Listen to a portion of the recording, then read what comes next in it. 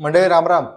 कांदा पिकाच्या लागवडीचे नियोजन चालू आहे, तर त्याच्यामध्ये सगळ्यात महत्त्वाची जी गोष्ट आहे ती म्हणजे योग्य वाणाची निवड करणे.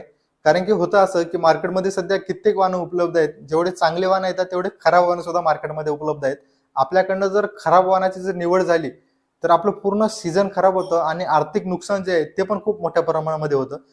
तर आपलं जे आहे ते आर्थिक नुकसान झालं नाही पाहिजे आणि आपल्याकडनं योग्य वाहनाची निवड झाली पाहिजे, या उद्देशानं मी हा व्हिडिओ बनवतोय. पावसाळी किंवा खरीप वाहनं जे येतात त्यामधलं जे वाण आहे ते म्हणजे चायना किंग येलोरा सीड्सचं. त्यानंतरचं जे वाण आहे ते म्हणजे एक्सपोर्ट स्पेशल जे पंचगंगा कंपनीचं येतं. त्यानंतरचं जे आहे ते म्हणजे निफाड सिलेक्शन, ते पण पंचगंगाचंच येतं. त्यानंतरचं जे वाण आहे ते म्हणजे सुपर रेड योगीरा सीड्सचं. नंतरचे जे वाण येतात ते आपण जे रब्बी किंवा उन्हाळ्यासाठी लागवड करतो, तर त्या वाणाबद्दल सांगायचं झालं तर ते आहे प्रेरणा ईस्ट वेस्ट कंपनीचं.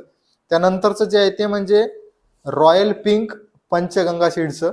त्यानंतरचं जे आहे ते म्हणजे येलोराचं गुलाबी जे येलोरा सीड्सचं येतं. त्यानंतरचं जे आहे ते म्हणजे रोजी पिंक जे की योगीराज सीड्सचं येतं. त्यानंतरचं जे वाण आहे ते म्हणजे पुना फुरसंगी किंवा पुणे फुरसंगी म्हणतात त्याला.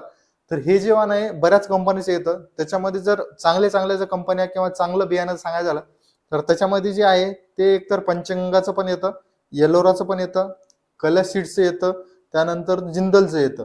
तर हे कंपन्या चांगल्या पद्धतीने क्वालिटी मेंटेन करून देतात. तर यापैकी तुम्ही कोणतेही निवड करू शकता.